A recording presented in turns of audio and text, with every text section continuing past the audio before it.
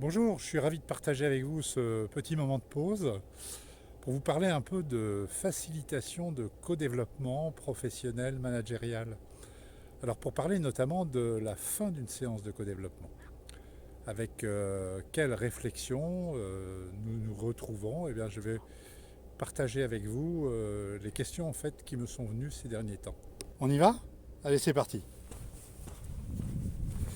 À la fin de la séance de co-développement, lorsqu'on se pose la question de avons-nous fait une belle séance, eh bien, souvent nous avons comme repère les dernières formulations du groupe et puis aussi celle du client qui nous dit généralement qu'il est particulièrement satisfait, qu'elle est satisfaite à la fois du travail qui a été mené, des apports générés par le groupe et puis de l'aide à l'analyse et à la réalisation du plan d'action.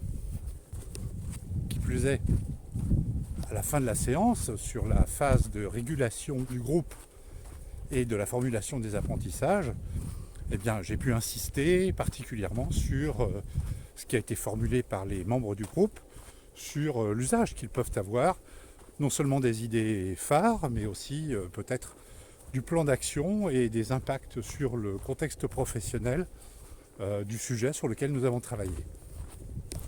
Alors finalement, quoi demander de plus?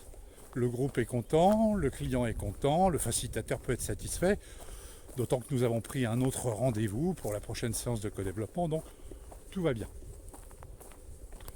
On peut améliorer tout ça?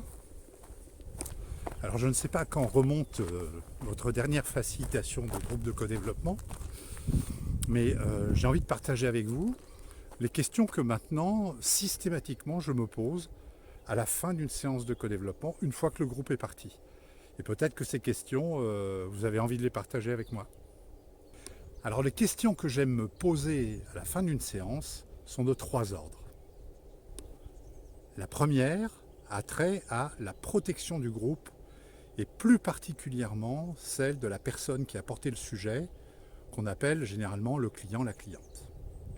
Alors forcément, je revisite les règles du co-développement en me questionnant sur le fait que chacun ait pu exprimer ce qu'il avait à dire, les questions qu'il avait envie de poser, d'une part avec bienveillance, bien sûr avec parler vrai, et que à l'extérieur de cette séance, eh bien, j'ai fait en sorte de rappeler que la confidentialité était une règle absolue à respecter.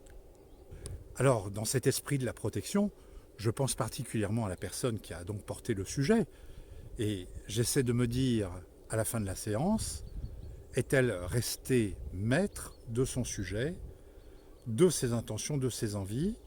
A-t-elle gagné, grâce à la séance, des marges de manœuvre, une possibilité d'identifier des nouvelles pistes, voire même d'avoir démêlé la situation? Mais effectivement, est-ce que ces intentions ont une continuité dans les jours qui viennent, qui correspondent à ses besoins?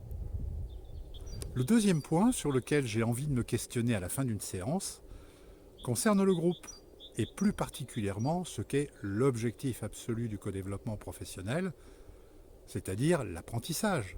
Alors l'apprentissage professionnel, qu'avons-nous réellement appris ensemble? Alors peut-être le formulons-nous directement en lien avec finalement l'objet de la séance, c'est-à-dire le sujet porté par un des membres, mais aussi je revisite peut-être les différentes phases du co-développement qui ont été des sources d'apprentissage. Et là je questionne par exemple la phase de consultation et peut-être même en amont la phase de clarification.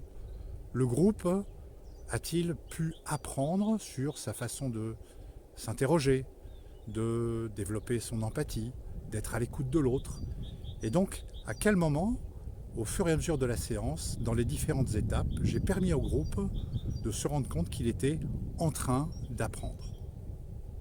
Le troisième questionnement que j'ai souvent à la fin d'une séance de co-développement a un rapport avec ma posture, c'est-à-dire comment je suis là en tant que facilitateur et pédagogue, puisque certes, la fonction s'appelle facilitateur, et pour autant je suis aussi formateur. Donc est-ce que le groupe a confiance en moi? Est-ce qu'il apprend des choses? Est-ce qu'il me demande des choses? Et aussi, est-ce que le groupe se sent suffisamment à l'aise avec ma posture, c'est-à-dire est-ce qu'il développe sa confiance, son parler vrai, est-ce qu'il ose aussi me faire progresser en me disant véritablement ce qu'il trouve bien dans mes apports et peut-être sur lequel je peux moi aussi m'améliorer au travers de la manière dont je régule, je fais vivre les étapes, la manière dont je gère le temps, que je donne la parole aux autres. Bref, la liste est longue. En tout cas, j'interroge cette posture de manière à, si besoin, bien évidemment, la proposer comme étant une source d'apprentissage personnel avec le groupe. Vous le savez peut-être, il y a un groupe informel qui s'appelle Click Codev, qui est constitué de plusieurs facilitatrices et facilitateurs de co-développement. Et pratiquement une fois tous les 2 mois, on vous propose de vous entraîner, de partager vos pratiques, de développer l'intervision entre nous. Alors je vous donne rendez-vous bientôt pour développer encore nos compétences de facilitation. Salut. Je l'ai dit au fait, à bientôt.